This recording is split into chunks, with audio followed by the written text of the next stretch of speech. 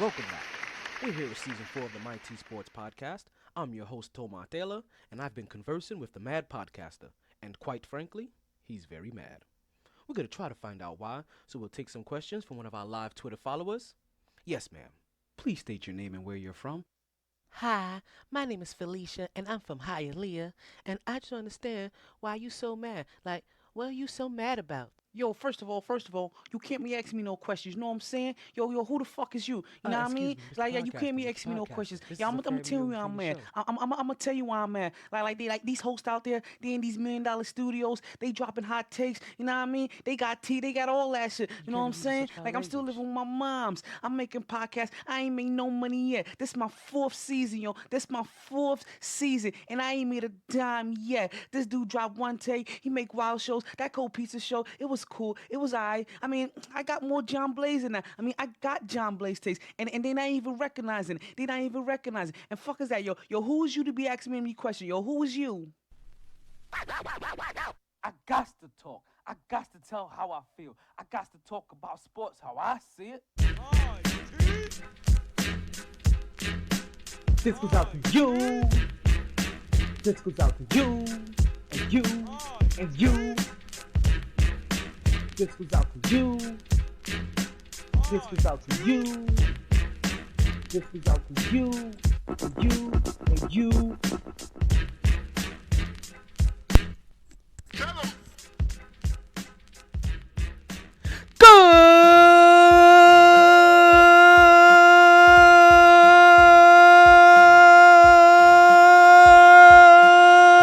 Evening, and welcome back to another edition of the MyT Sports Podcast. I am your host, the one and only Tomar Taylor, Mr. Eisenselder, aka Tony Baritone.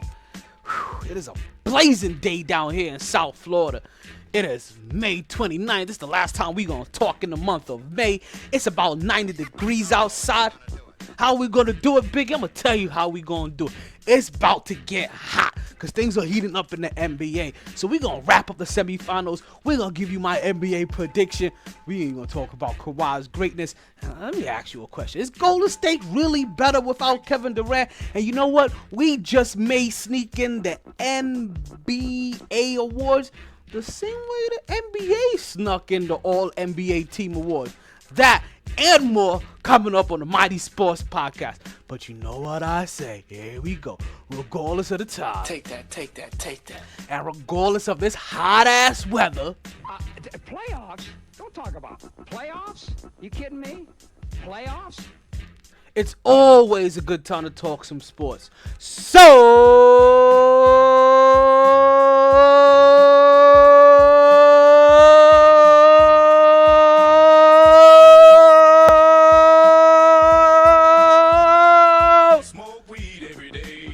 Let's start talking. Woo! Back at it like a sports fanatic. And can I tell you, I couldn't wait till 8 o'clock to talk to you. I couldn't wait till 8 o'clock to tell you what I had to say. I couldn't let your mind be poisoned by all of these people. You understand there's been a theme of these last couple of shows this week. I can't keep having your mind poisoned, but what the hell, they're being fed to you out there. So first of all, things first. Let's make this quick and let's wrap up the semis. The semis came and went, right? And let's start it. Let's start it at its right point, which is the last time we spoke. The last time we spoke, the Milwaukee Bucks were still facing the Toronto Raptors. Drake is out here giving people massages. He's over here finishing a lot of sentences with the word A. He's sounding real proper like, real cheesy like, but he's excited. And we've seen him excited before. And he had reason to be excited.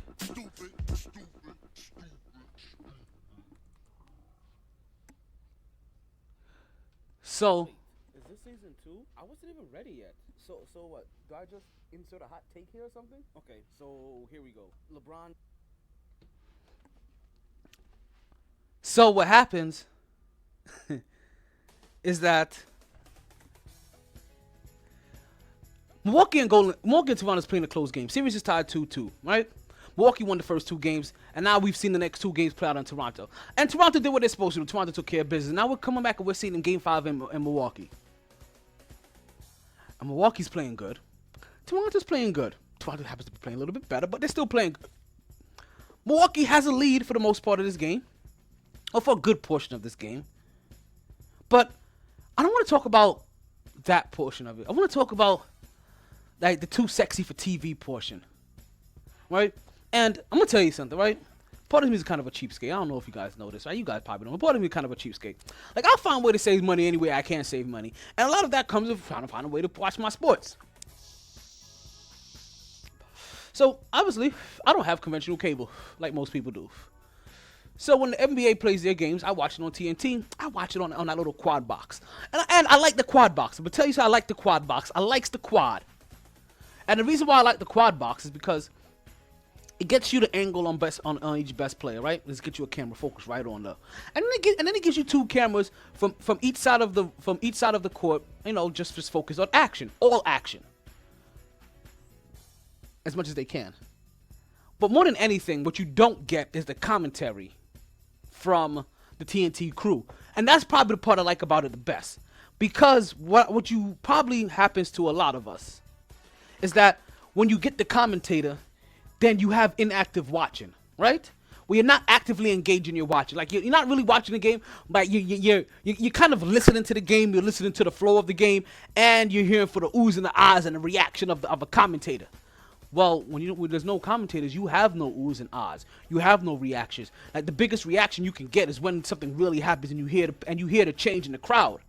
So it really forces you to watch the game. And in watching the game, I learned a couple of things. One of those things we're going to talk about later.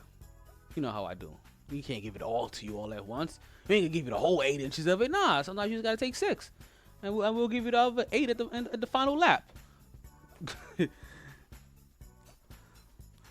So, this game is going on really weird.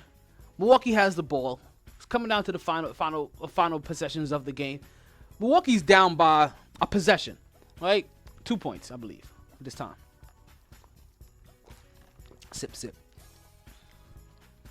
And what happens is that they shoot an air ball, right? Complete air ball. Time runs out. Shot clock violation. Not Milwaukee's ball, but Toronto's ball.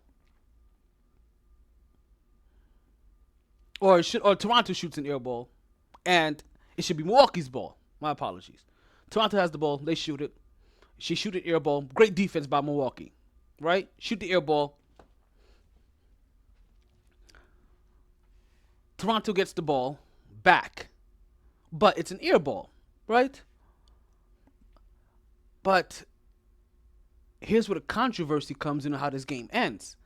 And I still need to get clarification on this rule, because I haven't quite heard about this rule yet. And I'm really curious about it. And it's the first time I've seen it play out this way, where now it's an air ball. It's the final 2 minutes of the game. I know about this rule. Final 2 minutes of the game. So now any play that can be called a turnover is now reviewed, which I think is completely fucked up the game. Let's believe it. Let's believe it or not. It's completely fucked up the flow of the game. But now there's a lot of little things that were kind of used to going one way because of how certain things used to occur and how referees not used to call things. And I guess maybe this is why this happens now as I'm talking my way through it. It's probably why the extent of this rule now probably comes into play, because the air ball happens and they challenge the air ball. Great. Challenge works. It's not an air ball. It touched the rim. Okay, good. So then this should be Toronto's ball in my opinion. No, it's not just Toronto's ball. They call a foul on Brook Lopez. The foul on Brook Lopez didn't happen initially. They call a foul on Brook Lopez during the review, and this is what confused me. I didn't know that you can call a foul in that situation. Now, as I said, we just finished talking through the scenario. So as I'm talking through the scenario, I'm realizing that there are other plays, like when a player slaps another player's hand and the ball goes out of bounds, right? Or you're both jumping for the ball and the player hits another player's hand, the ball goes out of bounds. Now, normally, the referees call it out on the player that hits the other player's hand to shove the ball out of bounds.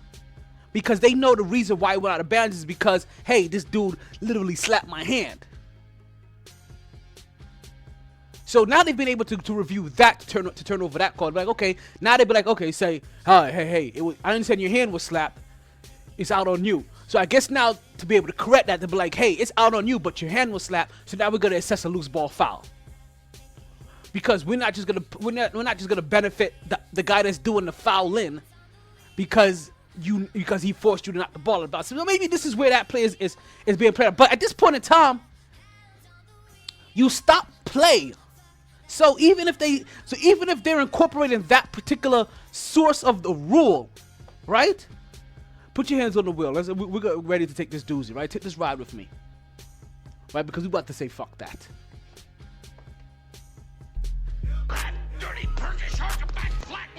Because technically now, once it was a shot clock violation, the ball was dead. A foul can't happen after a dead ball. So now what happens is that Toronto now gets to go to the line for free. And with that, a one-possession game now turns into a two-possession game. And now we see this game end 105-99 Toronto. Drake is all happy. Toronto's celebrating. You know, Jurassic Park is going all crazy. The whole country is buzzing. Of Canada, that is. They feel slighted. Like we don't respect them or some shit. Whatever. I got a cousin in Canada. Me and him talk all the time. We're gonna bring to light a conversation that me and him had. Because very ironically, it's also a conversation that managed to get spied upon, eavesdropped on, and leaked.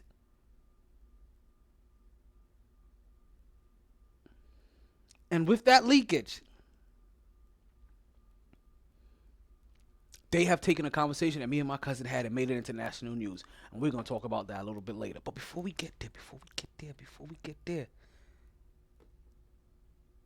Game 6 of the NBA Finals came around, right? NBA Eastern Conference Championship came around. And, mind you, we don't want to ignore this. We don't want to ignore this at all. And that is, there was one big point made, right? One big fat point made. And that big fat point was made by Giannis Antetokounmpo. And he said, we will not walk quietly into the night. No, sir, we shall not be moved. No. We didn't land on Jurassic Park. Jurassic Park landed on us. He bellows. We will not fold. And then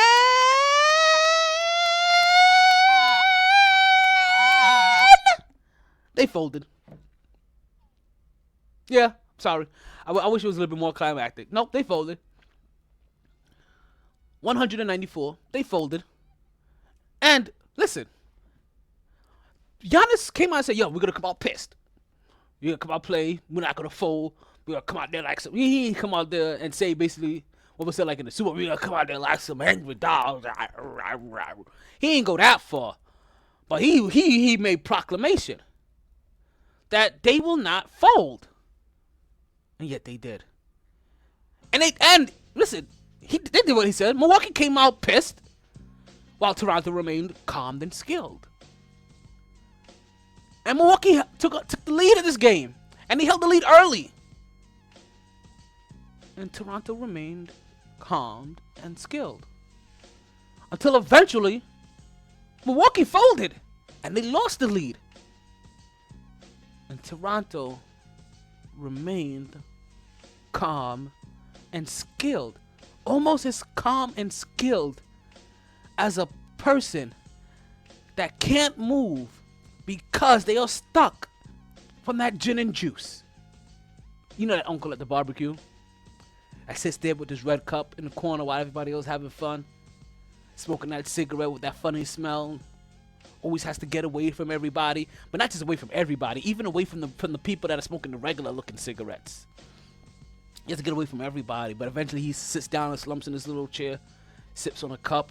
Even when he's at an event that doesn't have alcohol, this uncle always has that kind of cup. Calm and skilled from his gin and juice. And when Milwaukee made their run and closed out that lead and tried to take it back over and try to make all the difference in the world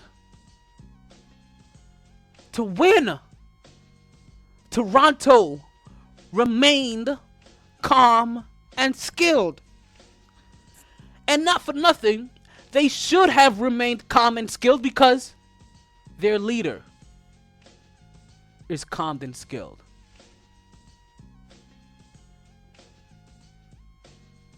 And so is their team. And granted, not everybody is calm and skilled, but they are experienced. We're going to take a quick break. We're going to talk about all that. And I do mean all that. When we come back. I'm your host, Talento Martella. You're still listening to the MyT Sports Podcast. Right here on MyTSports.net. The only place where every single voice and every single take remains to be MyT. Yeah, take that. Find millions of textbooks and solutions on the go. Marvel at how seamlessly it fits into your daily student activities.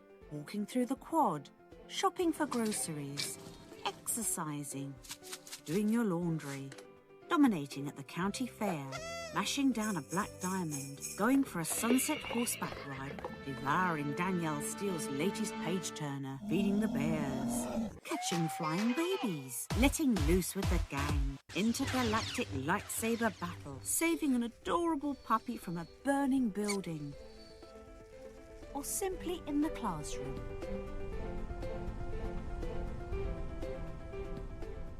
Find textbooks, read e-textbooks, and get guided solutions all in one place. Chegg, improving the college experience however you decide to live it.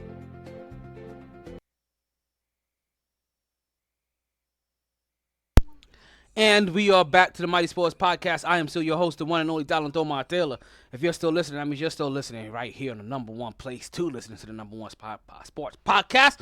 And that's right here on MyTSports.net. So before we left, we were over here talking about this Toronto team. This highly skilled Toronto team. And we call them highly skilled because if you don't know, Toronto is highly skilled. And nah, I don't want that. Take that off. Give me something new. How you gonna come back with the same shit I had before? Give me something new. There we go. There's a reason this team is highly skilled. Now, think about all the guys that have been in the playoffs, right?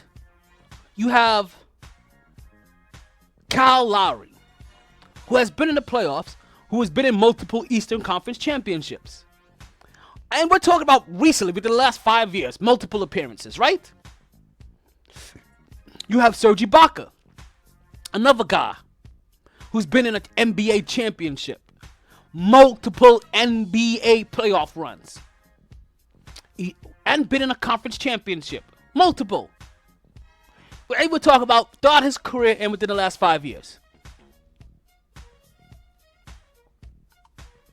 Marc Gasol, another guy who has been in the playoffs within the last 5 years, consistently contended in the Western Conference Championship, or for the Western Conference. He wasn't in it, but he was for the Western Conference Championship, taking his team, having great wins, having great runs, being the catalyst for his team. And then we actually have the guys that have actually won it. So let me just let you know the three positions we have highlighted so far. that now has current playoff position and conference championship position, if not NBA championship position. Your point guard position, your power forward position, and your center position. All have at minimum, been in the playoffs, at maximum, been in the NBA championship. Between those three players, minimum playoffs, second round, maximum NBA championship. And then let's bring in Danny Green and Kawhi Leonard.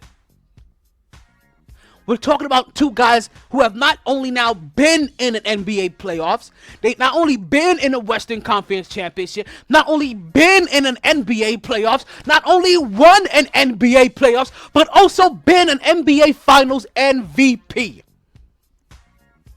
That's who we're talking about when we're talking about Toronto. When we're talking about what Kawhi Leonard is.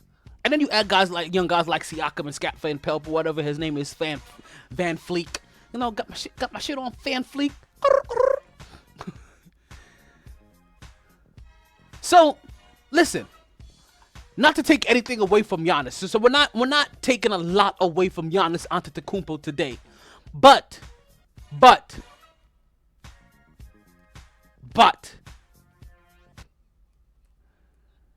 he did not do what he was supposed to do. He said he wasn't going to fold, and he folded. He said they weren't going to walk quietly into that night, and they did. Now, Giannis, listen, you are on the clock, and we're going to give you 2 years to fully develop your game in its totality, but that does not elude the fact that on this night, this week, in this series for the city of Milwaukee, Giannis Antetokounmpo. You have failed this city. It is plain as that.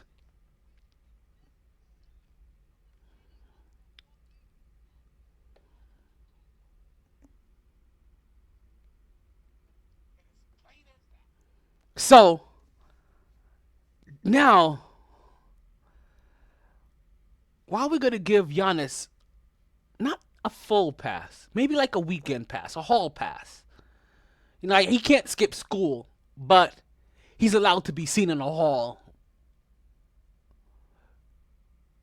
between classes because he's earned that kind of cachet with the school and the faculty, right? But let's talk about Kawhi's greatness, right? And his individual defense that also has come with some scheme. But let's not get it twisted. This is all Kawhi. Let's see how much time we have before the next break. We got some good time here. Kawhi Leonard. So before I say that, me and the cuz, right? Right, cousins in Canada, and this is how I know that our wires are being tapped, because this is a conversation me and him is having in Canada. So me and my cousin having a conversation on our recorded line, right, on our tapped recorded line, and the cuz comes to me, and granted, I'm telling you about me talking to my cousin in Toronto because obviously he's a Raptors fan, and me and him have been going back and forth all week. Or not all week, all year talking about the Toronto Raptors. Now granted, he's happy as he should be. But we still had to make sure that things were brought into his proper perspective and into his proper light. I didn't want him to get carried away here. You know, as he's over here boosting and bragging about his team, I had to also remind him, and listen, we were sitting here nervous about them. We were sitting here wondering if they could pull it off. And part of the reason we was wondering if they could pull it off is because you still have guys like the magician Kyle Lowry. Yes, that's his new name, the magician Kyle Lowry, because in the very first game of the whole entire NBA playoffs, he disappears against DJ Augustine while that dude drops 28 on his head. Yes, the magician Kyle Lowry is still on your team. So we knew we still had guys like that on the squad, so we didn't get carried away. But now, now Toronto, go ahead and get carried away. Canada, go ahead and away your carry. It's to be understood. So my cousin calls me, and once again, this is gonna tie into another situation that we spoke about earlier. Me and the cousin talking, and he goes to me and he says, "Yo, cuzzo, you know, I have to ask you a question. Is Kawhi Leonard the best thing that we have seen since Michael Jordan, eh?" And I was like,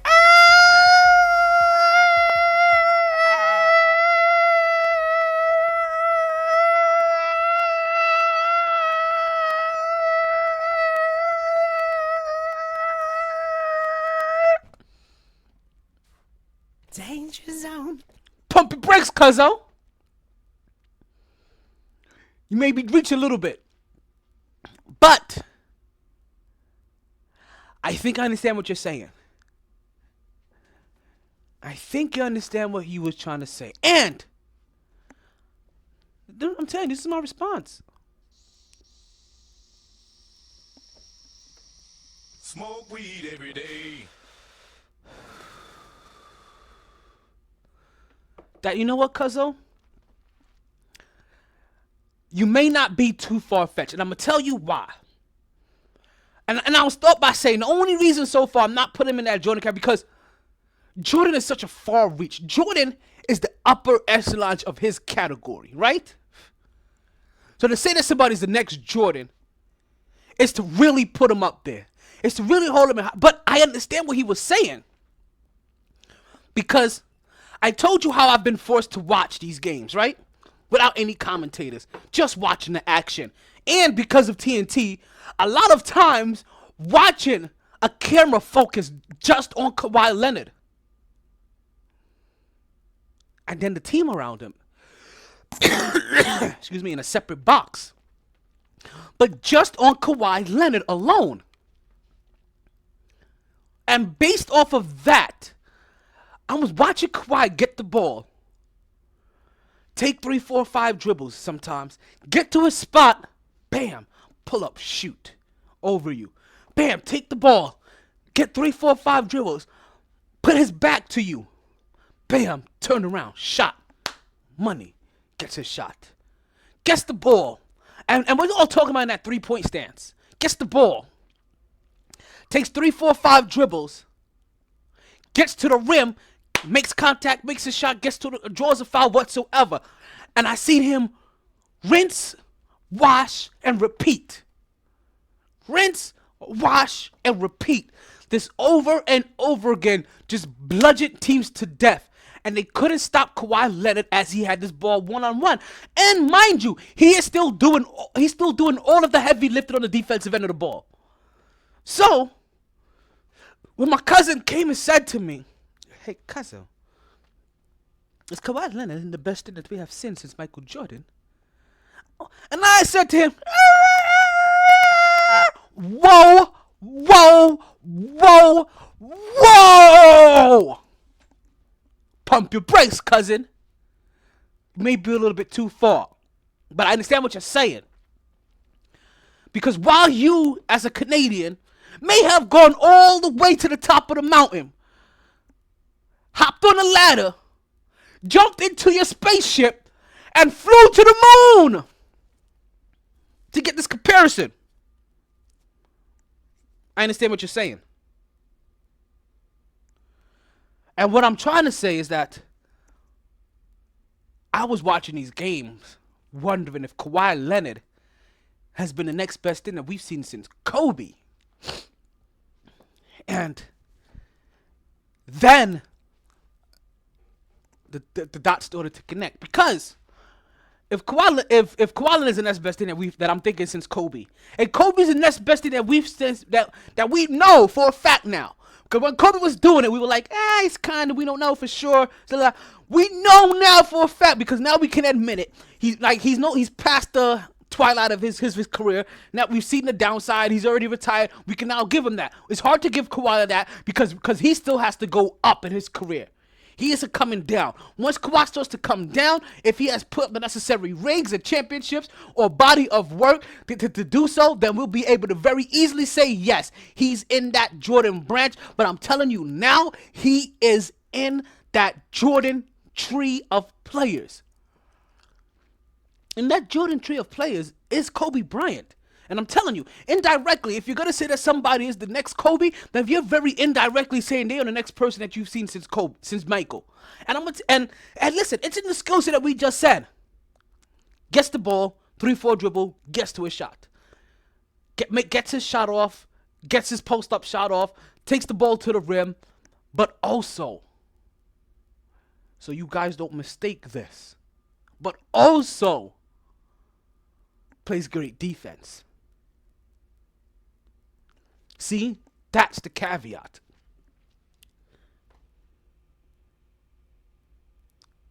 Jordan has a tree. And in that tree is Kobe Bryant. Also in that tree. Yeah. Also in that tree. Fun guy. Is Kawhi Leonard. When we come back, I know you guys want to know who else is in this Jordan tree. And I also know that you won't be surprised of who I leave out. That and more on the Mighty Sports Podcast right here on MyTSports.net. Celebrating Hump Day the only way I can by making sure that it remains. Sorry, boys. No. MyT. There we go. Let me put you on a game. Being taken advantage of isn't a game and it needs to stop. Aren't you tired of being ripped off by those other guys? Then head to Multiverse Video Games and get the value you deserve on your games and gaming products.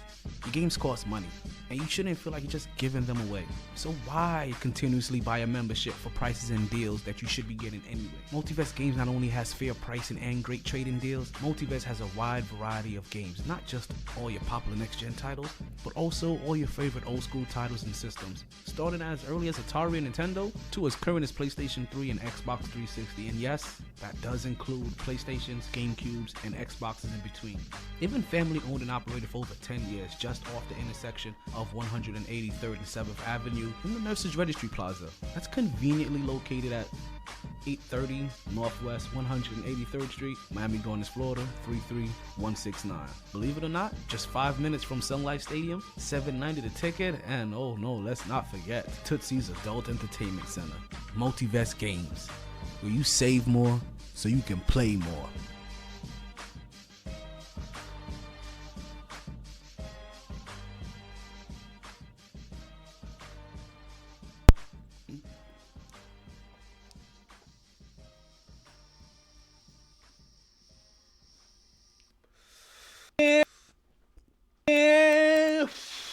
We are back to the Mighty Sports Podcast. Me, still your host, Sean Mark Taylor. You're still listening right here on MyTSports.net, which means I am grateful for you taking the time out to listen to me rant about sports.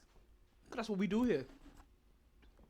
So, Jordan has a tree, right? Jordan has a tree. And in that Jordan tree, it's Kobe. We all know that. 5-time champion, top 5 scorer, 8-time not MVP, but NBA All-Star, scoring champion. Like a lot of the players in the Jordan tree, right? Scoring champions, multiple-time All-Stars. Now, all of them aren't champions. And that's maybe where the confusion comes in. But they all play both sides of the ball. And there's one guy, because of this, I don't know if I want to put him in this category anymore. I think I'm shifting his category. And I'm going to tell you in a minute who I'm switching categories when we get there. Because we're going to skip him out. Now, also, in this Jordan tree, right? You have guys like Allen Iverson. Believe it or not. At the time, anywhere on the court that he wanted. And now, Allen Iverson has also been put in a different category for me as well. And he's almost in the category with Allen Iverson for me.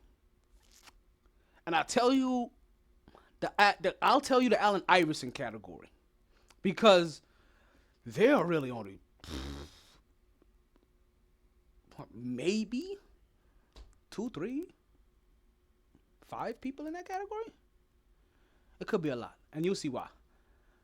Because I've been trying to find a way to fill that category, and it's kind of hard, really, really hard.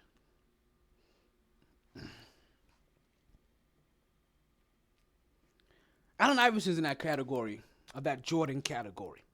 Played both sides of the ball, got to every single spot on the floor that he wanted to, was a complete assassin, did what he wanted to. Also in that category, Tracy McGrady. Also in that category. Now, Tracy McGrady and Allen Iverson are probably going to be the only 2 people in this Jordan category without actual rings.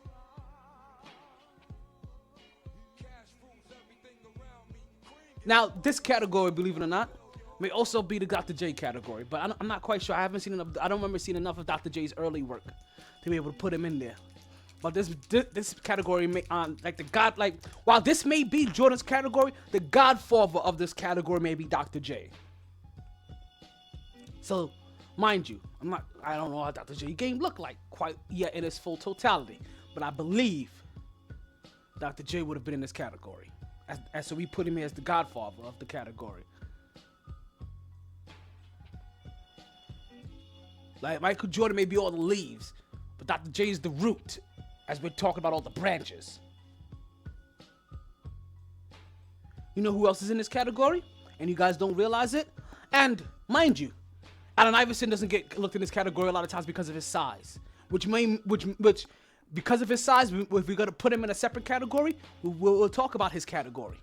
Because there's somebody else I would like to put in his category, but because of his size, you may not agree with me because he could be physically pushed around. See, with most of these guys, they really can't be physically beaten up.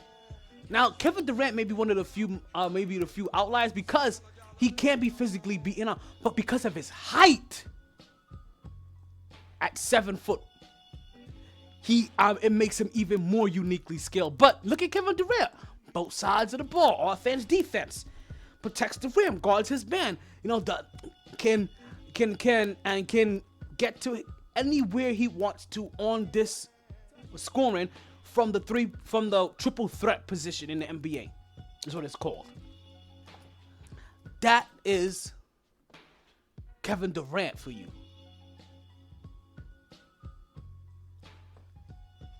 And we've already talked about him. Kawhi Leonard also joins them. As you can see, Kevin Durant, 2-time champion. Kawhi Leonard, 1-time champion. Tracy McGrady, I think Tracy McGrady may have gotten 1 championship with the San Antonio Spurs. But I definitely know Allen Iverson doesn't have one. So Allen Iverson may be the only person without a ring in this category. Now I know what you're wondering. Hey, where's LeBron in them? Where's LeBron? LeBron isn't in this category. Because LeBron isn't the kind of player that Jordan, Kobe, Allen Iverson, Tracy McGrady, Kevin Durant, even Kawhi Leonard was. To be honest with you, look at all these guys. Not only did I say they play both sides of the ball, but also they're score-first guys. Right? Not only can they get the ball in the triple threat position and do anything they want, they're score-first guys. These are guys that, for the most part, aren't going to give you more than 6 assists in a game. These are all guys that at some point in their career, right, you have thought of them as a ball stopper, as a ball hog.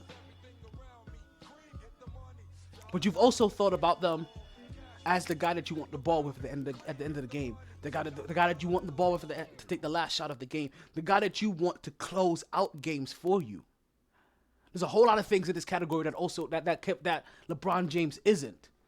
And it's also based off of what LeBron James is. And what LeBron James is a very willing shearer of the ball. LeBron James is the guy that even though, he's going to get you 25, he's more trying to get you 8 assists.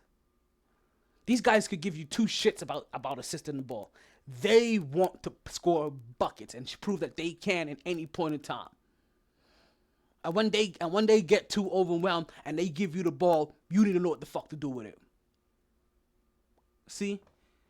There's no other person in that Jordan category, but because of his size, I may have to put him in a different one. You guys determine where you want to put him, but he belongs in the category, and he may be in the special one by himself. Not by himself, but he may be in the special one. LeBron James is in the Magic category. See, not to say they don't play offense, and that they don't play defense, right? Because they did both. But these guys are also better passers, much better passers. They were floor generals. These were guys that, for the most part, they were a lot better with the ball in their hand coming down the court and making decisions than just giving them the ball in one set location and having them make plays for them, even for themselves, even though they could. Their best strength, because of how they play and how they knew about the game. Also, not gonna lie to you, a lot of times we also consider these guys in this category smarter than the guys in the Jordan category. Like, I think most players will probably say that Magic may have been a smarter player than Jordan. I think most people would say that Kobe is a smarter player. I mean, not Kobe, but and people say it. Doesn't mean it's true, but they'll say it. I believe it. That LeBron James may be a smarter player than Kobe, based on how they played the game.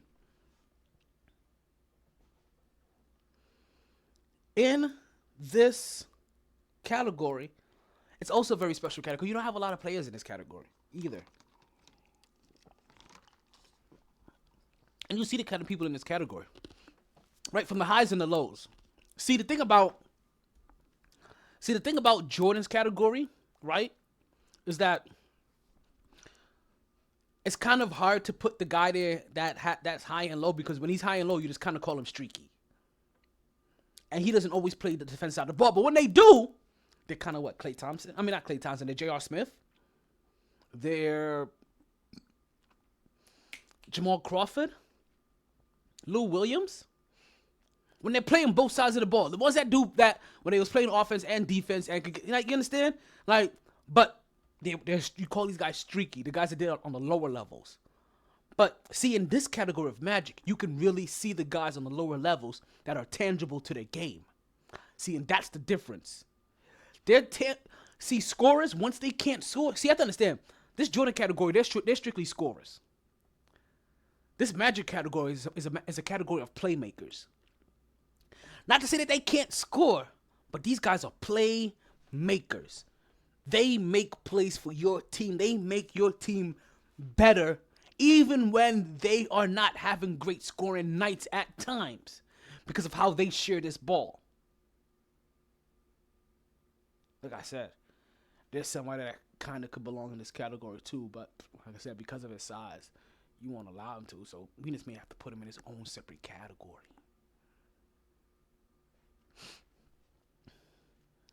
These are the guys that when they get that rebound, they push that ball. That ball moves. That ball goes ahead. Like, it goes everywhere. Listen, in a weird sense, and there's actually a guy I may add into this category if I haven't put him in here already. But in this category, you have guys like Jason Kidd, right? You have a different AI in this category, Andre Iguodala. I want you guys to go and look at those early Philadelphia tapes of what Andre Iguodala did for Philadelphia after Allen Iverson left. Because Andre Iguodala was trying to do the same exact thing that Iverson was doing with that Philadelphia team, just not quite as successful, but still successful. In the sense that he was helping them get into the playoffs, that is. Helping them make playoff appearances. In this category, and once again, so far, Magic, championship. LeBron James, champion. Jason Kidd, champion. Andre Iguodala, champion. Draymond Green is in this category. You've heard me say this before. Look at Draymond Green. Look at Draymond Green. We're going to talk about Draymond Green a little bit later, too. But we're going to talk about it all. Draymond Green's in this category. Look at his intangibles. Look at his tangibles. Look at what he does. Granted, he ain't the guy that's definitely good. He isn't giving you 26 on a consistent basis scoring the ball. But defense, rebound, assist, playmaking, pace, and everything else he gives you. Now, the inconsistent guy in this group, the real inconsistent guy in this group, but you'll still see it when he was consistent for 2 years, Lance Stevenson. He's in that same chemical makeup. He's in that same exact category.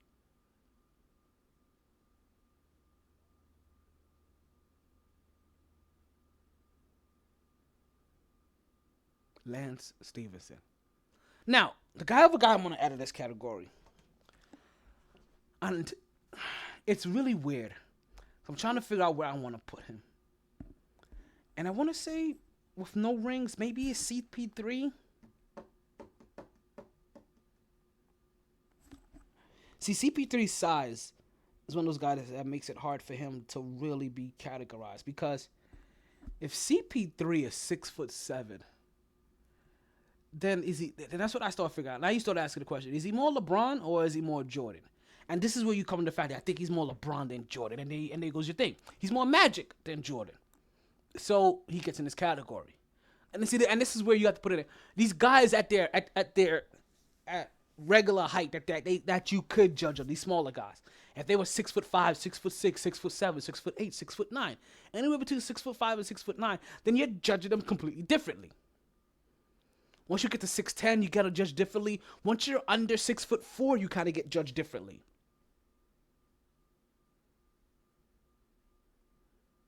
Dwayne Wade is in the Jordan category. I didn't mention him. No disrespect.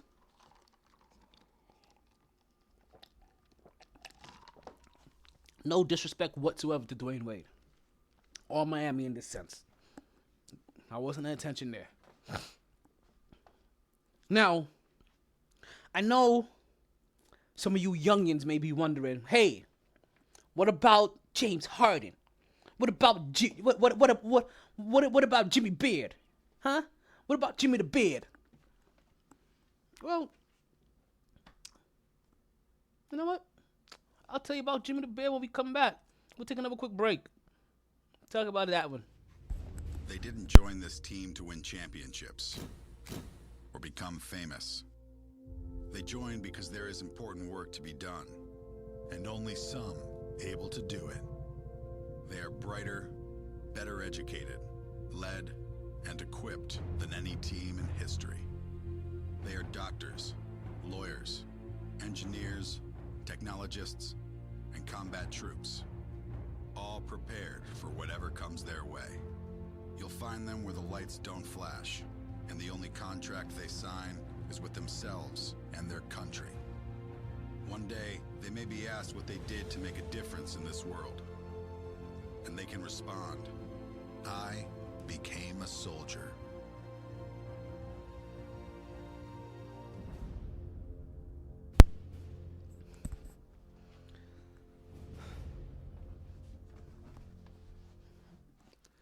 And we are back to the MyT Sports Podcast. I'm still your host, the one and only Talent Taylor. If you're still listening, that means you're still listening right here on the one and only MyTSports.net, the only place where every single take and every single show that you can find, every single episode, doesn't matter what you find here. If it's on the MyTSports.net, you can guarantee that it is MyT. Yes. So, you wondering, okay. So I told you where Jordan was. We told you where Kobe was. We told you where Kawhi was. We told you where LeBron James was. So most of you guys should be happy, right? You should be happy, most of you. But you're all not happy. You're not happy yet. Because there's some of you recent guys that are wondering, hey, where's Jimmy the Beard? He was the MVP last year. Where's Jimmy the Beard? Where's Jimmy Harden? He's in the talks to be MVP this year. He's been in the talks to be MVP the last 4 years. I know you don't like him, but I know his game is a fluke. You know, you call him all that other stuff. But I mean, he puts up the numbers. You know, he put the game. Like, where's Jimmy the Beard? Where's Jimmy the Beard? Well, I'll tell you where James Harden is. James Harden is in his own category. And in the James Harden category, we have guys like Carmelo Anthony and Kyrie Irving. Yeah, we have those guys. And I'm going to tell you what these guys have. Like, so, and this is actually probably the best way to describe it in a way, but it's going to give it a negative connotation all of a sudden. Where these guys,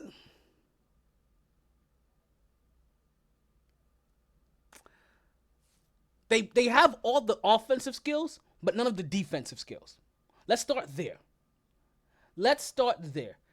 Their offensive to defensive proximities don't match up, and that's what we ultimately know about these guys. If you give these guys, now, these guys have all the qualities of the Jordan guys. And this is the thing about them. These guys, see, and this is the thing about them. These guys all have the quality of the Jordan guys on the offensive side of the ball. These guys, you give them the ball, and they're going to score any place in the game that they want. Triple threat, 3-point range. They're going to get to the line. They're going to make free throws. You understand? Like, they are going to get you, what, at least 8 points off of free throws every single game, maybe 6 at minimum in a bad game. Those are these kind of guys. Unfortunately, these guys didn't always play defense, and them not playing defense is ultimately what keeps on hurting them. And these guys may, it's funny, really be the number one guys that have the Mamba mentality more than anything else, because they don't have the Jordan skills. It's more, they think they're like Jordan and them. And so on one side of the ball, yes, they can give you those moments, but they don't give you it everywhere that you need it. These guys are professional bucket getters. Let's not get it twisted. These guys are professional bucket getters. These guys can even be relied upon at the end of the game to hit a game-winning shot. But when it comes to guarding the best player, and let's say the best players of their subsequent position on their team, these particular guys may not be the best individual to have on that person. They may just get exposed.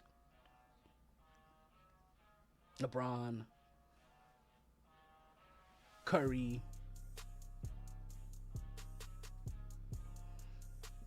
Wade, Jordan, not Wade or Jordan, but Wade, Kobe, for Harden, LeBron for Melo,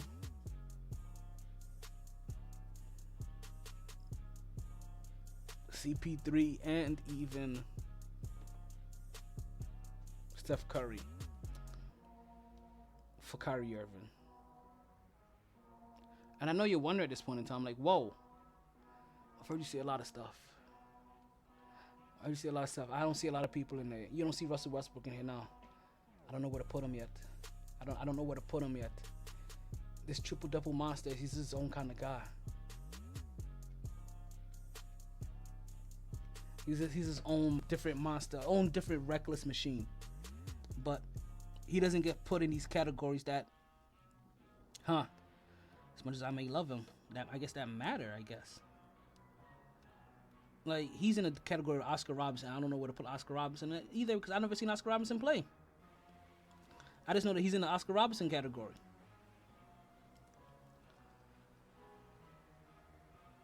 There are other guys, other categories. And I know more than anything, you're probably wondering, hey,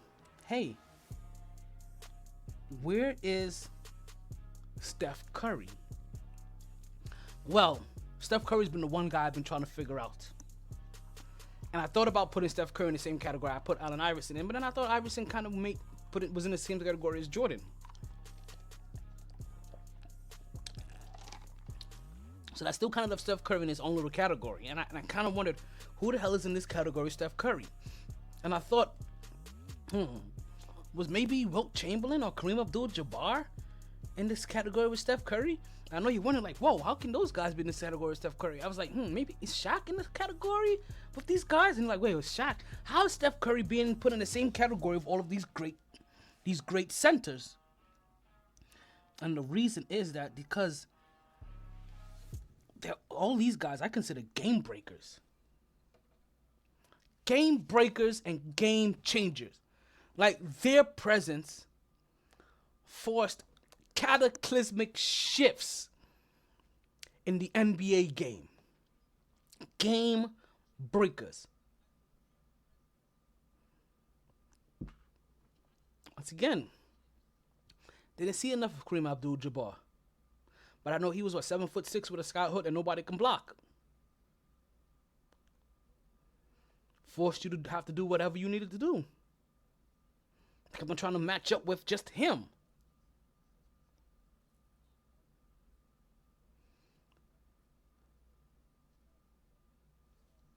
Wilt Chamberlain. Now, Wilt Chamberlain, we all know that if Wilt Chamberlain wanted to go out and get 100 points in the game, he could. If he wanted to go out and get 50 assists in the game, he could. If he wanted to go out and get 50 rebounds in the game, he could. Wilt Chamberlain was one of the few guys that, when he was playing the course of the game, that he can literally will himself to doing anything he wanted to do. Except for win championships every year. Like Bill Russell did, who's in his own category. Because he's just in the category because it don't mean a thing because this guy's got that bling category. I mean, I don't give a fuck what category, what topic, or what thing you have to say. The number one answer you like Bill Russell. Bill Russell. Bill Russell. Billy Russell. Will Russell. William Russell. Willie Russell. Say it however you want to say it. Slick Willie Russell. You understand? Dollar Bill Russell. I don't care. He is in his own character. Like you understand? Like the stone that we build the mountain out of is him. So while we put a whole bunch of people on Mount Rushmore, or we like to carve a lot of people and make statues out of, the stone that is used to make these people is him. The stone that has made Michael Jordan is Bill Russell. The stone that we carve Shaq out of is Bill Russell. Because that dude got 11 rings. 2 as a coach. Enough rings to put on his goddamn middle finger, pinky toe. So that, listen, you understand? He has enough rings to flick you off with all 4 extremities. And have multiple rings on all 4 of them.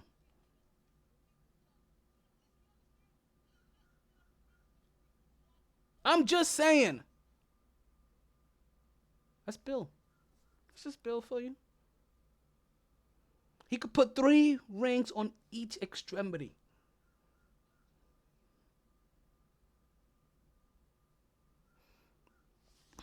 So, I've really thought about where to put Stephen Curry. And Stephen Curry just gets in his own game-breaking scenario because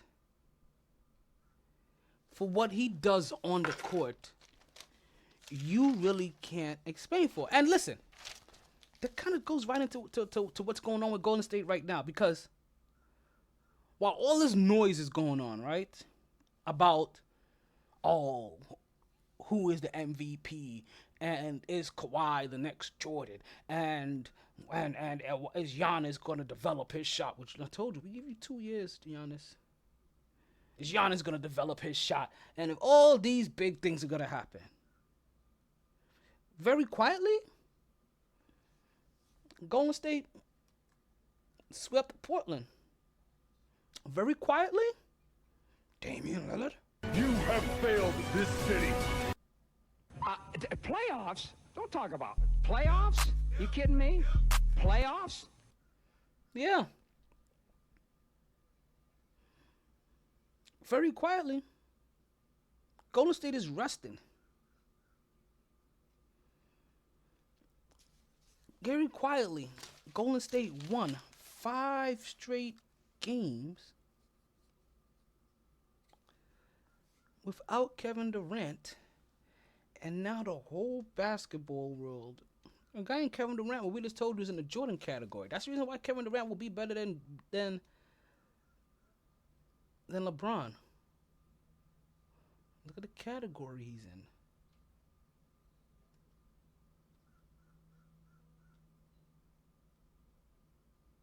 So we're wondering, is Golden State really better without Kevin Durant? And the answer is that's not what I was going to say. You're funny. Is not. Stop that. Let's try this again. They ask, is the Golden State Warriors better without Kevin Durant? And that's just no. Say, ha, fooled you.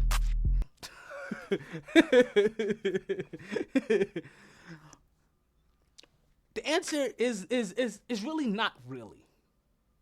And I know that's not a yes and it's not a no. The answer is not really. They're different. They're vastly different, but they're different. And I'm going to tell you how they're different. If you're thinking about keeping Kevin Durant and you're worried about the salary cap, well, guess what? Worry no more. Because with Kevin Durant, you have the best player in the world. You have a player that can get his own shot from anywhere on the court once he crosses half court.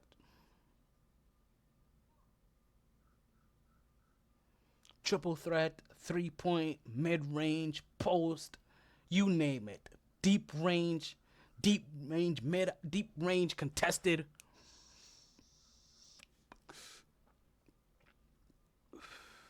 The only thing about it is with Kevin Durant on the floor, Golden State slows down. Listen, it's the same way that with Boogie Cousins on the floor and Kevin Durant, they are a little bit slower than if you have that same team and you remove Boogie Cousins. They speed up. But let's get back to Kevin Durant.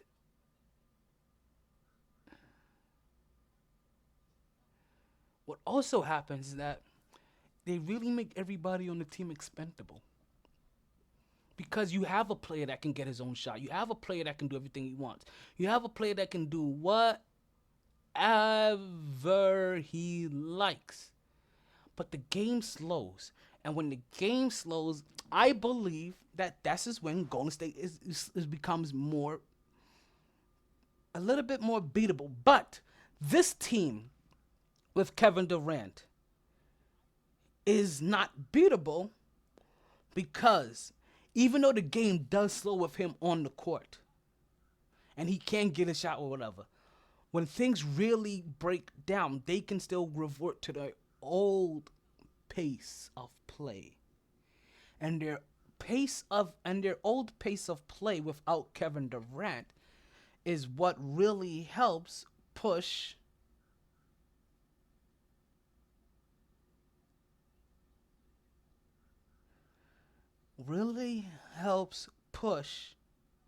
their lead a lot of times and helps grow their lead.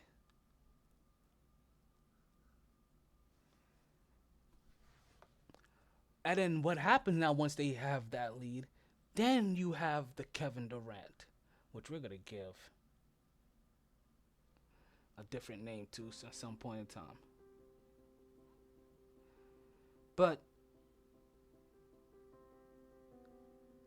when all those things break down, then you have Kevin Durant. When you're up, then you have Kevin Durant. You understand that while the ball is moving and you're trying to get everybody their shot, everybody's having fun now. Now what starts to happen is that when you get down to the last 8 seconds of the shot clock, now you can just give the ball to Kevin Durant for him to get whatever shot he likes. So basically, you're over here playing that you guys get a shot in 14 seconds. And in under 14 seconds is Kevin Durant time. And that works. Because for most parts, or for most not for most parts, but for most, for the most part, it works. It works? I don't know. You tell me.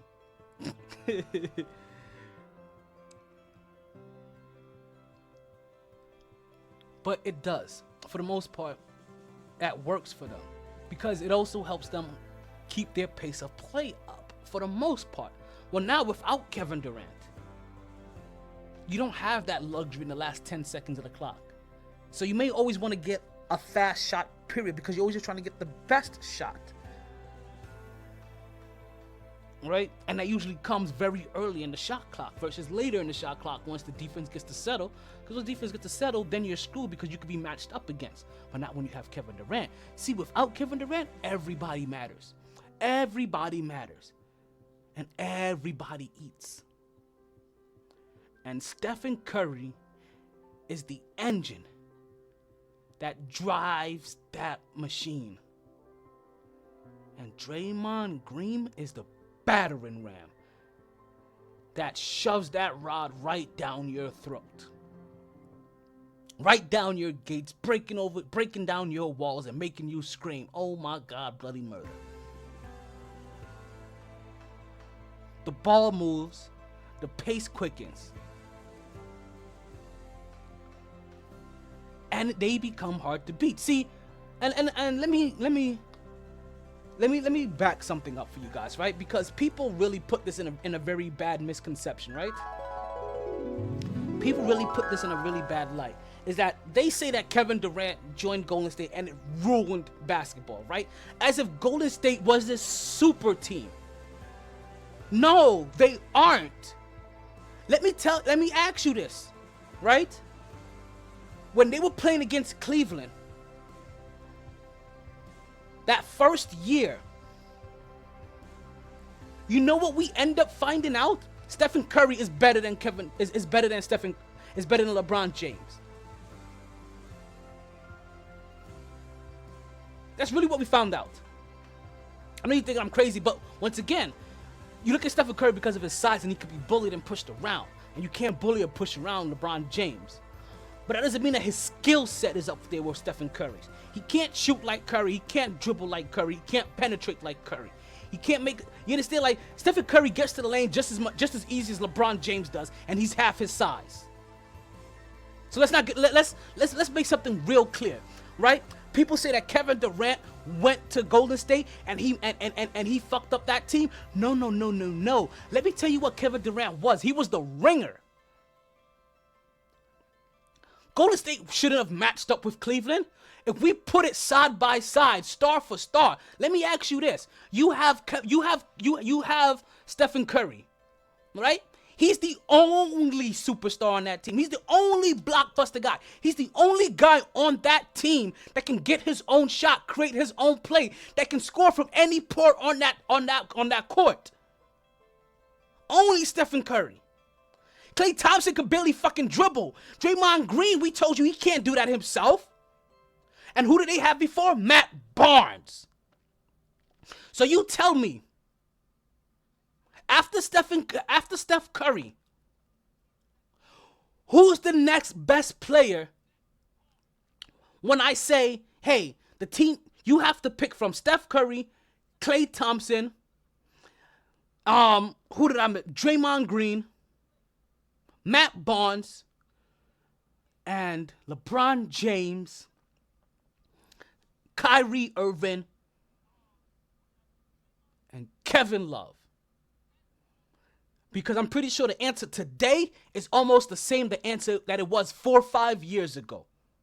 You're picking Steph Curry and LeBron James 1 and 2, and then after that is Kyrie Irving, followed by maybe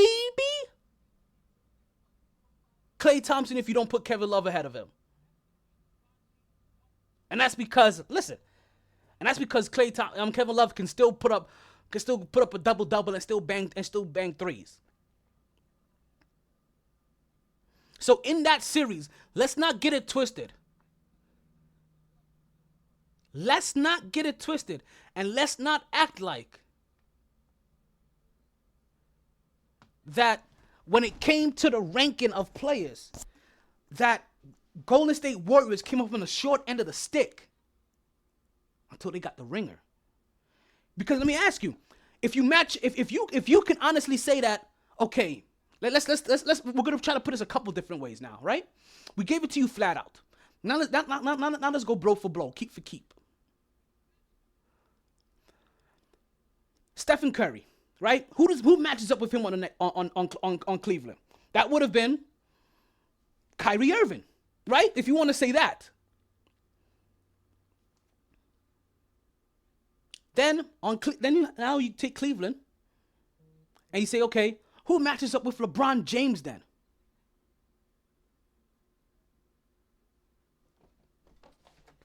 And that's when things start to get dicey. That's when things start to get tricky. Because now you're wondering, okay, well, nobody on that team matches up with LeBron James on Golden State. You're not going to, like, Draymond Green isn't on that level. He's in that same tree, not on that level. Klay Thompson isn't on that level. Andre Iguodala, he's in that same tree. He's on that level. Nobody's on that level of LeBron James. None of their starters. Okay, cool. So you know what? Maybe matching Kawhi, maybe matching Kyrie Irving with Steph Curry. Maybe that was the mistake, right? Maybe that's where we messed up at. Maybe that's where the problem is.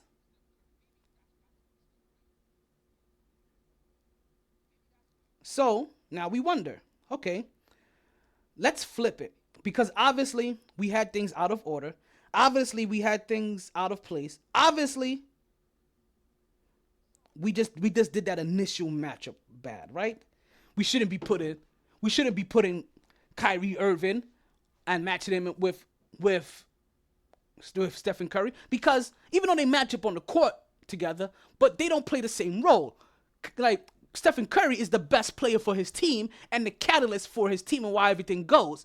And if you had to technically match that up to the person on Cleveland, that would have been LeBron James. Cool. So now you tell me who's the next person that matches up to Kyrie Irving on Golden State Warriors.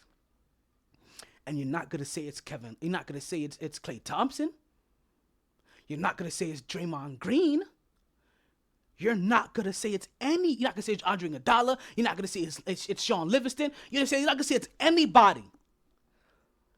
Cleveland had two players on their team that can get their shot at any time they want. Cleveland had two unguardable players on their team. Who did Golden State have outside of Steph Curry? Nobody. So adding Kevin Durant was really just to even out with LeBron James's Cleveland. Because all they did was get a second player that can also get their own shot anytime they wanted to, just like Cleveland actually had, but failed to beat them with. Actually, no, I'm lying. We actually saw that how injuries helped out Golden State in that first matchup. Injuries also helped out Cleveland in that second matchup. But by the third matchup, they said, you know what? We can't have an injury to our third most important player, technically, interrupt our team. Because technically what you're saying is that the injury to, I guess you can, can't you? To Kevin Love will greatly swing an outcome of a series. Even though it probably wouldn't have, but it may have. And you can't have that happen. So all Golden State did was get themselves a second guy that can score anytime they want. They got themselves a second unstoppable guy. It just so happened is that Golden State already had an immaculate system. So you added an immaculate system with one unstoppable guy, and it made them look phenomenal and almost unbeatable until they were beaten. And then you add Kevin Durant, the second unstoppable guy, and now he became the balance breaker. Because while everybody still kind of thought, you know what, we still believe we can beat this team, with Kevin Durant, they just looked at all hopes by the wayside, going away. Just like how they looked at when Boogie Cousins went there. But no, things just kept on. Remember, things just keep slowing down and slowing down and slowing down.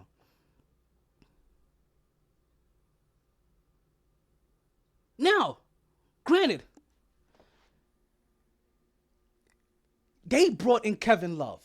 They could have had their own version of Draymond Green. Remember, we talked about this. See? That LeBron James messed himself up by bringing in all of these old guys. Because we've talked about this. We've had to talk about this at almost of nauseum over the last month. Kyrie Irving, while the head of Cleveland, led them to 3 consecutive losing years. In those years, they picked up Andrew Wiggins and Anthony Bennett. Are you telling me that Andrew Wiggins and Anthony Bennett, but maybe, who knows, under LeBron James what he becomes, that they might not have been a better fit, especially since, listen, you picked up wing guys like J.R. Smith and old guys that came in there. You could have still brought them in and not lose your young talent and help develop them. And then, you know what would have happened? LeBron James wouldn't have been looking for, maybe he still would have been, but another young team to go spawn himself onto. He would have had a young team he would have developed. Anthony Wiggins could have given you what Draymond Green was. They were damn near the same body size, same body build, but technically, listen, Anthony Bennett was a number 1 pick. Draymond, he could have given you a Draymond Green who was, a number 58 pick of the draft? But LeBron James doesn't really develop players the way they keep thinking of. Kyrie Irving doesn't develop. Well, LeBron James develops players a little bit more. But Kyrie Irving doesn't. This is why Kyrie Irving is in the fluke category with Melo and James Harden. And it hurts my heart to say that there's a fluke category. The only reason I can say fluke, I'm saying fluke category because James Harden is in there. But the one-way player. And there's great one-way players. We have great defenders. We may put them in that, and we can't put them in that category because these are the great offensive players. But if you want to put great one-way players, we can add a couple of defenders in there that can't score the ball for a lick. We can add a couple of great passers in there that can't shoot the ball for a lick. Like Rajon Rondo. Now, is Rajon Rondo a Hall of Famer? Don't know.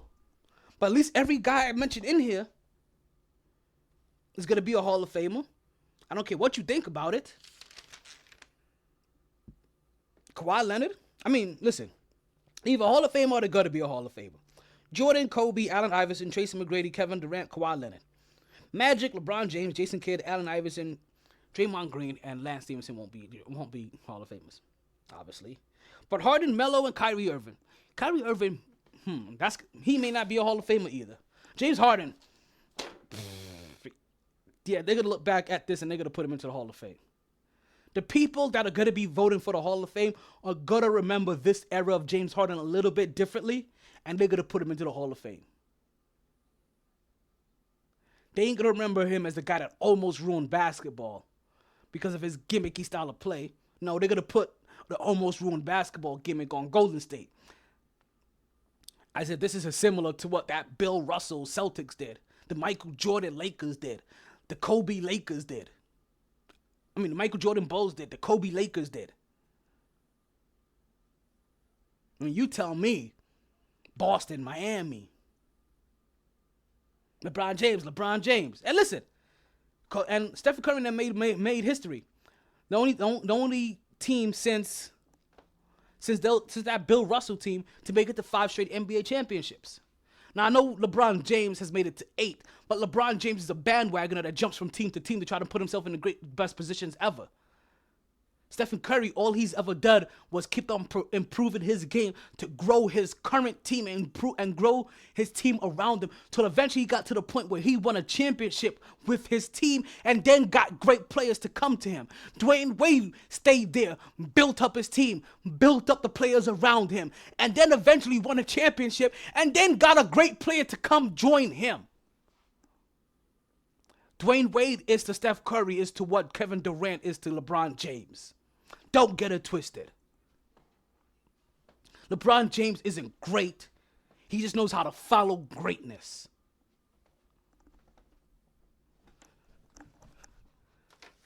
And talking about greatness and the balance breaker and all these other guys that are great and have done great this year. To all the big ballers, the money shot callers, the guys that got buckets this year. Big up. You did your Thug Dizzle. And you should be recommended. You should be recognized. We should see you. And the NBA does see you. The NBA comes out with an award or comes out with this category. And in this category is where you guys, you ballers of the year, come into play. So the NBA drops their NBA first, second, and third teams, right? All defensive team, all rookie teams, things like that.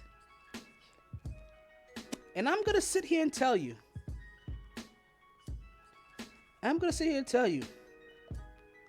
I can understand why some players were upset. I can understand why. Let's just put this out.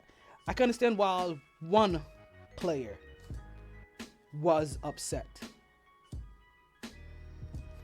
And we'll tell you why. So, in the NBA first team.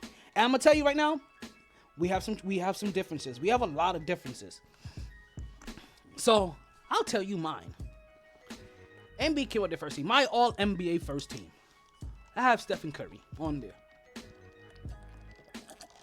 Best point guard in the league. Don't care what you say. He's the engine that drives that force. Giannis Antetokounmpo. He put up the best forward performance this year. Not all around. Maybe all around. Could be. But really did great. For a guy that couldn't shoot a lick, did really great. Followed by Kawhi Leonard. I told you about Kawhi. Kawhi is probably the next best thing that we've seen since Kobe. Which puts him in the Jordan tree. I don't know where to put Paul George at quite yet. Paul George, I've always liked his game. I still never know what his game is. Came out as a three-point shooter. Then kind of gave that up for defense and mid-range. And now he's back to being a three-point shooter. Don't know what his game is.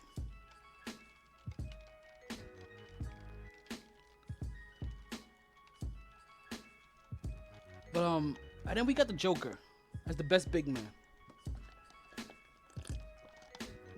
The dope boy of the North really opened my eyes. And the fact that he was basically healthy for the majority of the season is the only reason why I gave him the award over Joel Embiid. Also, my second guard, Russell Westbrook. Regular season award. He put up a triple-double again.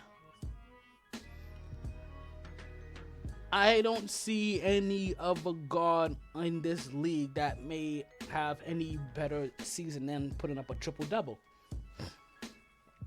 I don't see a guard worthy enough that led the number 1 team in the league, Milwaukee, the number 2 team in the league in Toronto, but the number 3 team in the league in Golden State, that's led by Stephen Curry. See? It's real simple. Giannis and Kawhi, 1 and 2. And now, granted, that's not how I chose it, but that's just kind of how it plays out as well, too, for those guys. Russell Westbrook is the only guy that he came in at the number, what seed was he? The number 6 seed? But he put up a triple-double. Excuse me. Now, how does the NBA have it differently? Well, the NBA has Steph Curry as well. Good. They have Giannis Antetokounmpo as well. Good. See, we can see all that eye to eye. And they got Jokic as well. Good. You know? Big up. But then, they have Paul George in there. And can't have them knocking Paul George in there. Paul George is one of those guys that we just told you, like, hey, you know what? We didn't quite know how to place him. So if they want to put him over there above Kawhi Leonard, cool. I see you.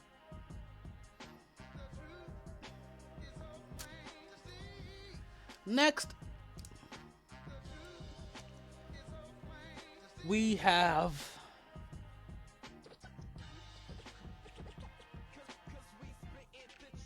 where the big discrepancy starts to come into play. And they put James Harden in there. I know. No, come on, show some respect. Hey. Okay. So they put him in there, and that's what my first disagreement. And granted, it's not a big disagreement, right? Because I have James Harden in my NBA second team. He's behind Damian Lillard, right? Dame time. I have Paul George here in my NBA second team, along with Kevin Durant and Joel Embiid. Now, granted, listen, Dame, top dog on his team, but his team finished third.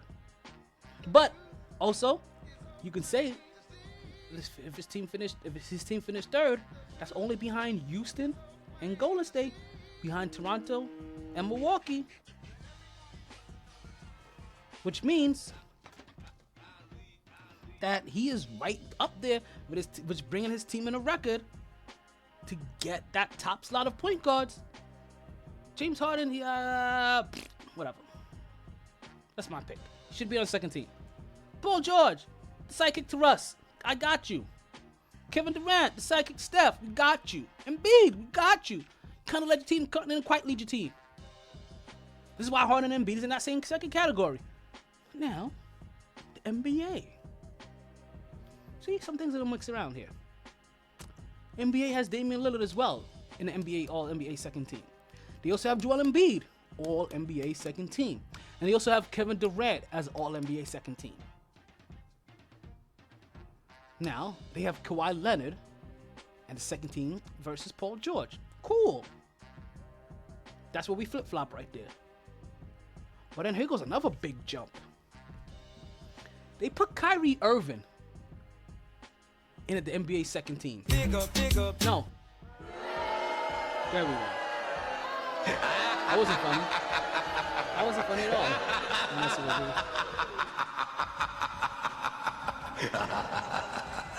So they put Kyrie Irving in the NBA second team, and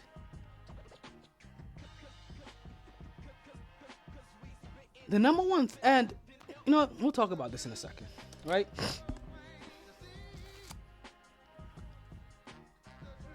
So then we had the NBA 13. And the NBA 13 was things start to get rough because, I'll be honest, I couldn't think of another forward to put in there. Right? There were a lot of them. There were Ben Simmons I thought about. There was Jimmy Butler. And there was even Blake Griffin to even consider. And Blake Griffin, it was kind of hard for me to even consider him because of the injuries, and I couldn't quite think of what Blake Griffin did this year. Like, nothing about Blake Griffin stood out to me of granted early when he first started off the season, right? When he first got to the Pistons, things kind of started off well, but yeah, it was really hard for me to put Blake in any categories here. So then there's Ben Simmons and Jimmy Butler. And again, I'm over here wondering, ultimately, who was more conducive to their team winning regular season games? And all I kept on thinking about, well, maybe more people isn't talking about Jimmy Butler because of all the teams that he went on, but in all of the teams that he went on, all he did was impact their winning. So one of the guys that didn't get mentioned at all anywhere, I put in there as the other forward was Jimmy Butler. Now, let me tell you how things are gonna get switched up really quickly. So Jimmy Butler gets put in there. He's not anywhere on any of these lists, right? Not even as one of the honorable mentions.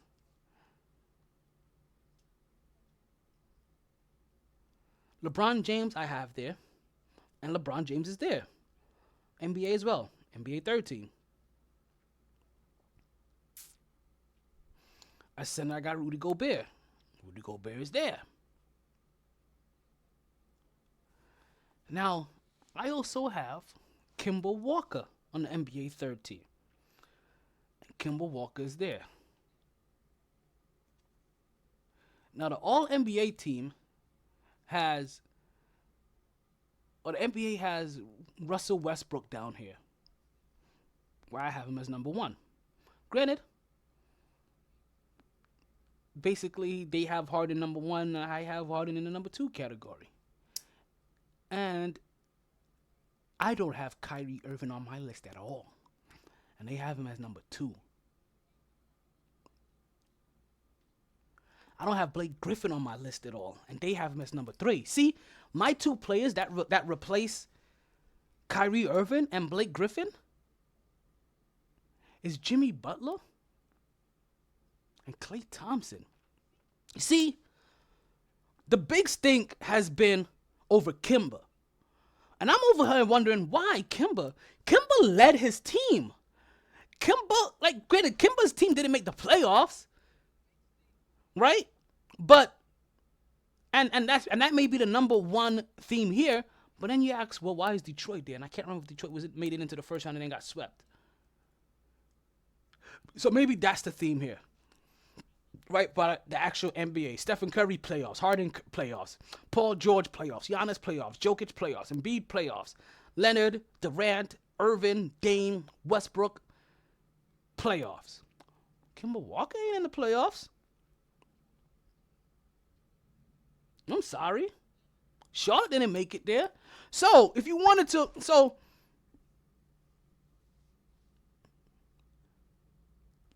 everybody keeps wondering, why did Kemba make it there, right? And the thing has been Kemba over Klay Thompson. Kemba over Klay Thompson. And I'm wondering, well, Klay Thompson definitely belongs in there. Why is Kyrie Irving in there? Kyrie didn't help his team win. Kyrie wasn't conducive to bring in a winning environment or to put in helping bring additional W's to his team. I'm sorry. Did Boston do better when they had a mini-me Isaiah Thomas on their team? Did Boston do better than when Kyrie Irving was injured the previous year? I'm sorry. This is their worst year out of their last 3. How is Kyrie Irving making the All-NBA team? I'm telling you, I don't want Kyrie Irving in New York. I don't want Kyrie Irving on the Knicks. Kyrie Irving needs to go to Brooklyn. Kyrie Irving needs to go to LA. Kyrie Irving could go kick rocks for as far as I care. I don't want him on the Knicks. He has this illusion. It's a fake. He's a fraud. He's not the winner that you think he is. He's not that dude. He puts up points. Yes, he puts up buckets. Let me ask you this.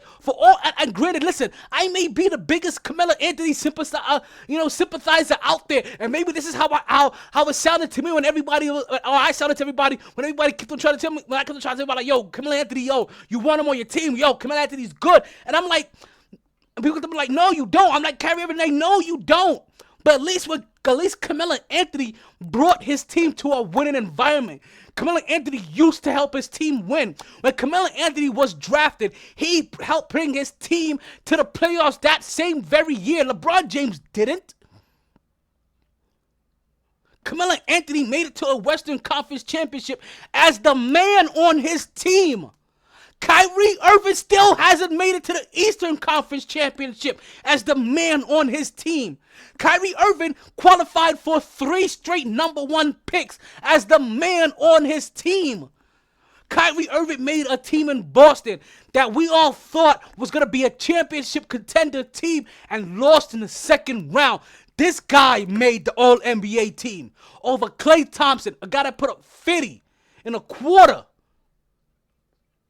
A guy like Kemba Walker that actually helps bring W's to his team. He's the engine. He's the catalyst. He is the force that helps drive a much less talented team. You put Kemba Walker in Boston, and I guarantee you Boston's in the Eastern Conference Championship. And I'll even put money on that they even made it to the goddamn NBA Finals.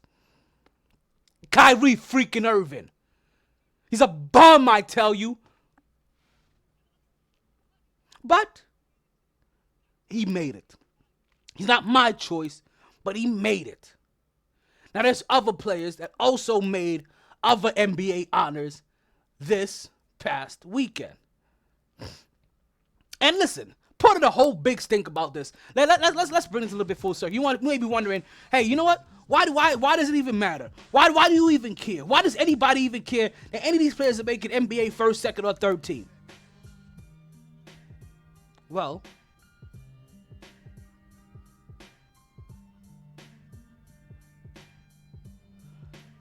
what happens is that the player that makes any of these NBA teams, right? See, you guys may have heard me talk about this in the past, about the Derrick Rose rule, right? That, hey, a certain amount of all-star appearances, I think it's like 2 or whatever, you know, or NBA all-star, or NBA, all NBA teams, then I'm getting pissed off again, because I don't understand why the fuck the New York Jets keep bringing in every goddamn loser from the motherfucking Miami Dolphins. Like, what the fuck is wrong with our goddamn team? Adam Gase had a fucking losing environment in goddamn Miami, yet we bring him Adam Gase to New York, thinks he's gonna help us win here. Then we fire the goddamn general manager. We let Adam Gase keep making fucking decisions, and all he keeps on bringing in is losers from the fucking Dolphins.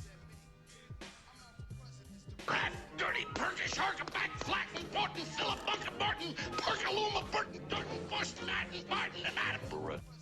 New York Jets signed linebacker from the Miami Dolphins, former linebacker, sorry, Mick Suckskins.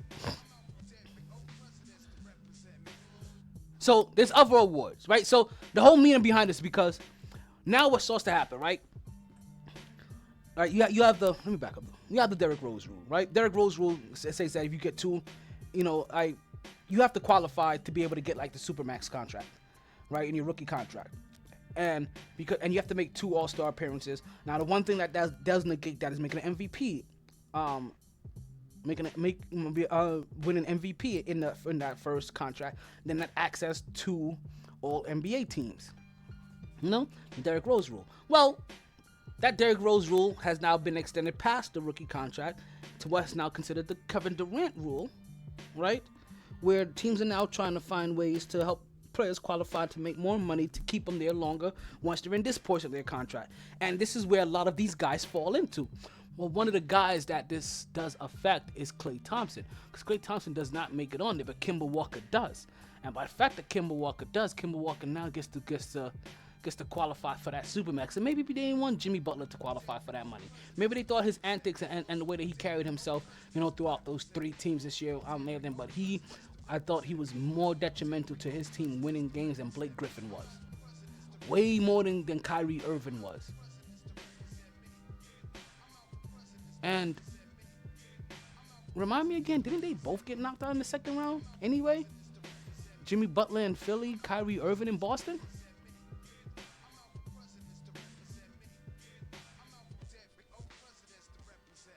Except for Philadelphia, and Jimmy Butler was beaten by Kawhi Leonard, the guy that we said that is probably going to be the next Jordan, versus an inexperienced Giannis Antetokounmpo that doesn't have a shot yet. See the difference? Also, we have the all defensive team. The all defensive team was kind of a shocker to me. I didn't make any picks here. Listen. I couldn't make these picks for all defense. I would have gotten half of them wrong. I could have picked the all NBA team. That's easy. First team, second team, third team starts to become a little tricky after at this point in time. But the defensive team, listen. There are guys I would have put on there that probably wouldn't have put on there. Like, I probably would have just put guys on there just from what I remember. Like the guy that used to be in Brooklyn, I think he's now on the Clippers. I would have put him on there. Marcus Smart's on here. He's on here. Paul George, I probably would have had him on here. Giannis Antetokounmpo and Rudy Gobert, they all would have been there. But I would have never thought about Eric Bledsoe. I didn't think Eric Bledsoe was a defensive guy. To be honest with you, I don't see Eric Bledsoe when he's on the court when we're playing against Milwaukee. This kind of gets lost to me. Oh, so on the all defensive team again.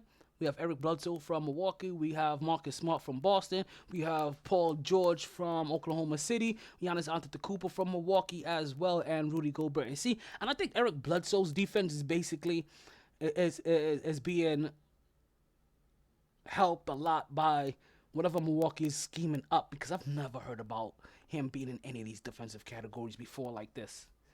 Also in this defensive category, we have Jrue Holiday, Klay Thompson. Jrue Holiday from, I can't remember actually.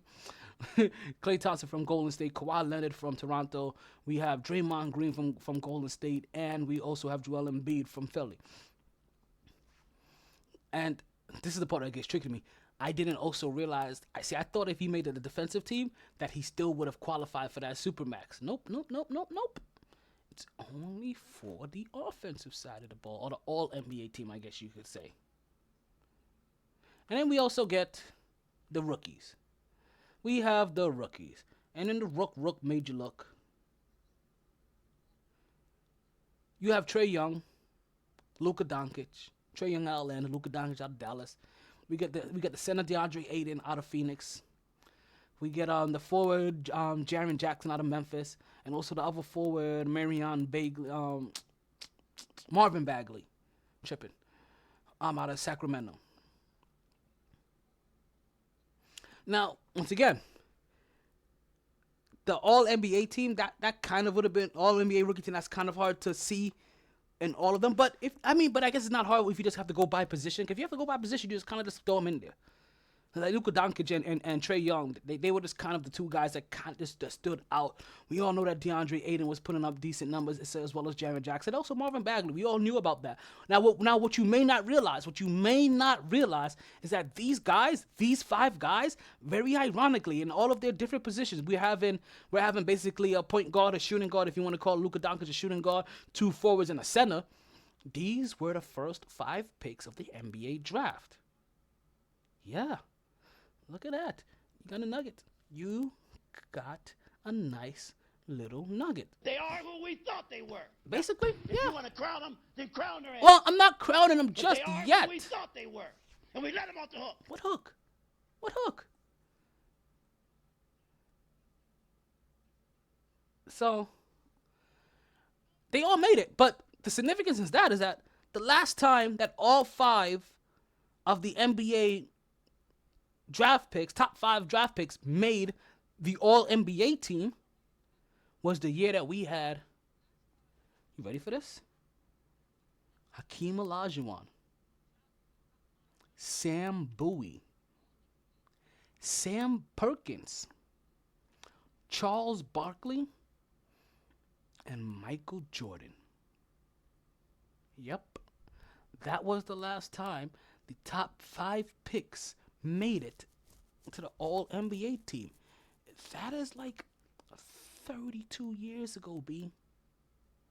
33 years ago. 35 years ago. You understand? It's over 30 years ago. And honorably mentioned on the NBA second team, Sexton out of Cleveland and Mitchell Robinson out of New York. Also honorably mentioned, I think he was just the second to last guy left out, was also Kevin Knox out of New York, and also our boy Trier also got a couple of votes also for Rookie of the Year. So New York, listen, if you're New York, I feel a lot of these teams, that doesn't look too bad. The Clippers had a lot of players that were recommended as well. Atlanta, as you can see, was represented well here. Phoenix as well. But New York, yeah, you had 3 players that were at least considered to be on these All-NBA rookie teams. That at least means that you have 3 very good prospects if you're in New York. And I guess, listen, did I tell you guys I was going to make my prediction? Like, because we're well over the time. You know what? We got about 30 seconds left in the show. I guess I could use that time to make my prediction. That should be enough for me to get out all of the necessary details to tell you how I believe that Toronto doesn't have a chance. We'll talk more about this after we watch these, first 3 games. Game 1 starts tomorrow night. This is the MyT Sports Podcast. I'm your host, Alan Thomar Taylor. That's how we're going to lead the podcast. Toronto doesn't have a chance. Sorry, cuz. I know that's what you want to hear, and it's just the way it is. Sorry, boys. All the stitches in the world can't sew me together again. Lay down. Lay down. Always knew I'd make a stop there. But a lot later than a whole gang of people thought. Last call for drinks. Bars closing down. Sun's out. Where we going for breakfast? Don't want to go far. Rough night. Tired, baby. Tired. MyT